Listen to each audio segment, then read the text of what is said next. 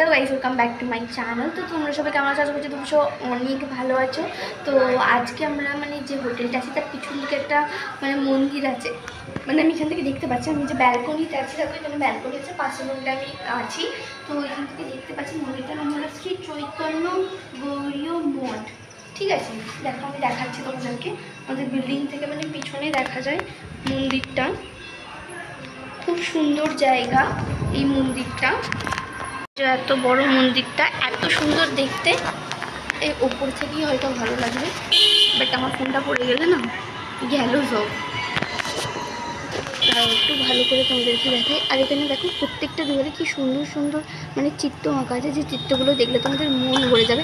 আর এই মন্দিরটা না ভীষণ সুন্দর, এর ভেতরটা আরও সুন্দর, যেখানটা ভিডিও করতে দেবে না। আর এর পিছনেই আছে, ঠিক আছে, গোবর্ধন পর্বত, ঠিক আছে, ওখানটা ভিডিও করতে দেবে। তাহলে ওইখানটা দেখাবো। আর এই মন্দিরের সাইড সিনগুলো দেখাবো কী কী আছে। কিছু কিছু জিনিস আছে এই মন্দিরটাতে না, যেগুলো ভিডিও করতে দেবে না, দিচ্ছে না।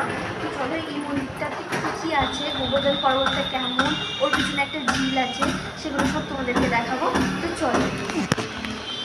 তো গাইস, আমরা এখানে এখন দেখো চলে এসেছি ঘুরতে, ঠিক আছে। ভিডিও করা নিষেধ, তাও আমরা লুকিয়ে লুকিয়ে ভিডিও করছি তোমাদের জন্য। আর আমি কত ফিস ফিস ফিস ফিস করে বলছি, তোমরা বুঝতেই পারছো, ঠিক আছে। এখানটা সব স্মরণীয় হওয়ার জন্য ভিন্ন ভিন্ন ইয়ে হয়ে আছে। ওই দেখা। তো ফাইনালি দেখো আমরা একদম শীতে ঢুকে মন্দিরটা শেষের দিকে চলে গিয়েছিলাম। এখানে অনেকগুলো সমাধি আছে, ঠিক আছে। এখানে যারা থাকে সেই হয়তো প্রভুদের। আর এটা হলো গোবর্ধন পর্বত, ওখানে সবাই ছবি ভিডিও করছিল। তো তারপরে আর কি আমরা এখানটা এত বড় জায়গা না, ওইখান দিয়ে যাবো বুঝতে পারছিলাম না। আর এত সুন্দর দৃশ্যটা, সত্যি বলছি এত সুন্দর অপূর্ব লাগছিলো, কি বলবো। আর এখানটা মেঘলা ওয়েদারও হয়ে গিয়েছিলো, আর ভীষণ জোর বৃষ্টিও চলে এসেছিলো প্রায় কিছুক্ষণের মধ্যে। তাই জন্য আর কি এখানটা আমরা এখন বিকেলের দিকে এসেছিলাম, বেশ ফাঁকা ছিল, বাট খুব একটা ভিড় হয়নি। আর এখানে সিনারিটা এত সুন্দর দেখতে, তোমাদেরকে কি বলবো।